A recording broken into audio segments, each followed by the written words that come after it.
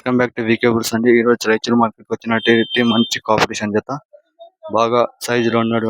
1,20,000 cell అయిపోయినాయి ఆంధ్రకు. చూడండి, రైతు నంబర్ అంటే కనుక్కోలేకపోయినా రైతు వెళ్ళిపోయాడు. చాలా బాగా ఉన్నాయి గిత్తలు, చూడొచ్చు.